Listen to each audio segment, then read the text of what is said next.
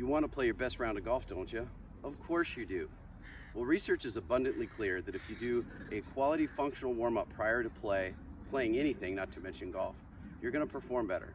It is also suggestive you're less likely to get hurt. So if you're going to perform better and you're probably going to be healthier, why don't you take the few minutes to do this? I know there's going to be times where the weather's horrible and you're going to go out and play and you don't want to get wet before you start. I get it. I've done that too. There's also times where you're running late and it's all you can do to pay for your round and get there is tee off. I get it. Been there too. But then there's the rest of the times. So I do this warm up whether I'm at the range where I'm at today or whether I'm going to play around. Do it the same way every time, and psychologically it gives you comfort. It's your ritual, it's your thing. You know that you do this, then you're prepared to play your best game. If you warm up differently to practice than you do to play, there's a possibility that anxiety comes in, and when it's a really important shot, now things feel different, or it's a really important day, things feel different. You want it to be the same every time, so you get what they call the comfort of ritual. Think of the NBA, any player you like. Watch how they go to do a free throw. Every time it's the same. Bounce, bounce, spin, bounce, spin, spin, whatever it is, they have a ritual, they do it every time. That's their go time. You need to do the same for yourself. So here's mine. I like to start at the bottom and work my way up because it helps me feel like I'm less likely to forget anything that way.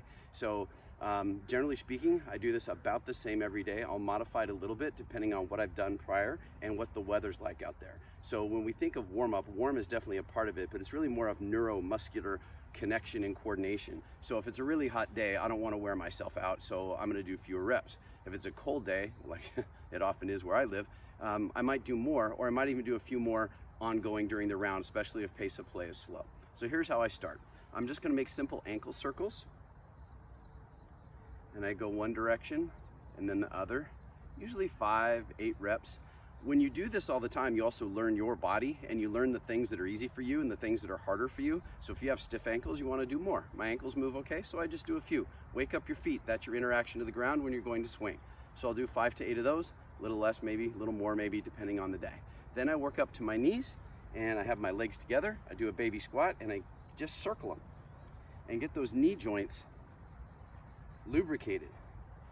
Some of the warm-up is about the joints, some of the warm-up is about the muscles, some of the warm-up is about the nervous system. So here's another one for the joints. You might feel like you look a little silly, but only lasts a few seconds.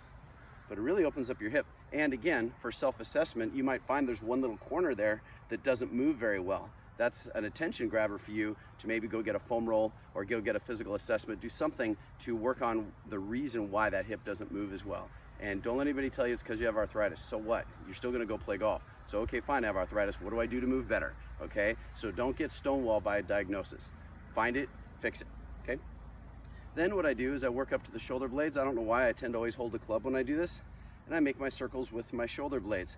And I'll go forwards as well as backwards, again, 5 to 8 times. Then I come up to the wrist and hand, and I'll do these in pretty much any order, but I'm gonna usually take my throwing hand, make a hook, and my other hand hook it together, and I make circles. And I'll circle both ways. I'll also then make a fist, push it into my hand, and with compression, I'll make circles, and I'll circle both ways.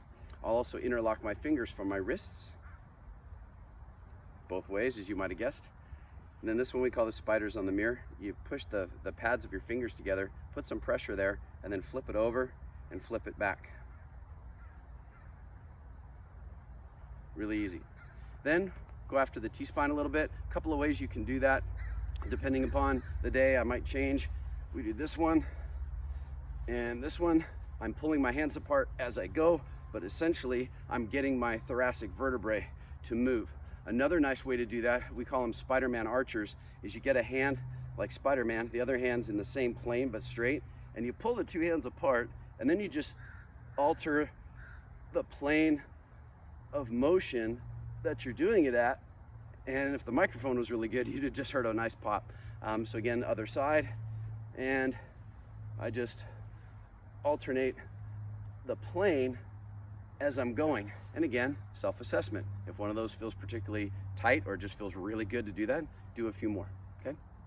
So now we've gone all the way up. So I'm gonna do a little bit more now for my legs from a more muscular point of view. I'm gonna get a wide base.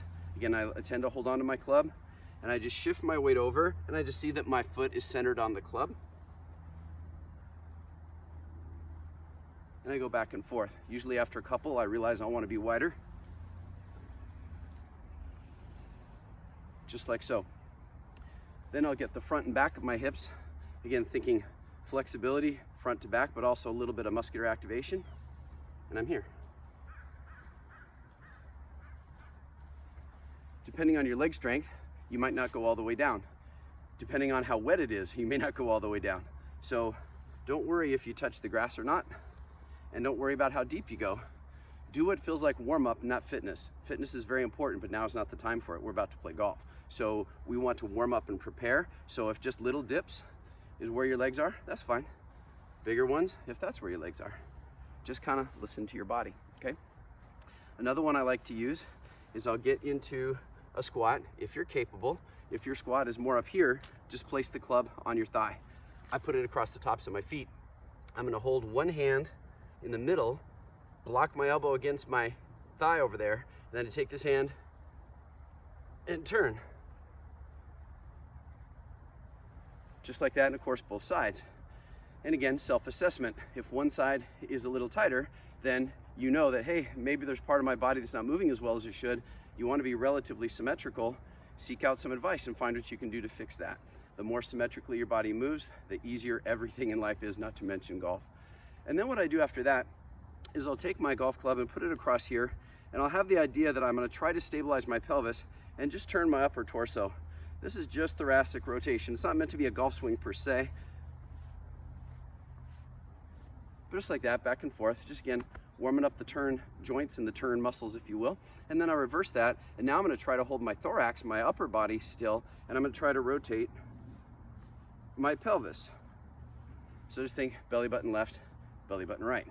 And then what I'll do after that is I pretend almost like we're playing t-ball and baseball. I'm just gonna hit some air shots. Do a few of those. Then I'll take some swings down here, scuff the ground a couple times. Then I'll bring out a wedge, start with my short irons, and work my way up to driver, and then work on specialty shots. That's my warm-up routine. I hope you find it helpful.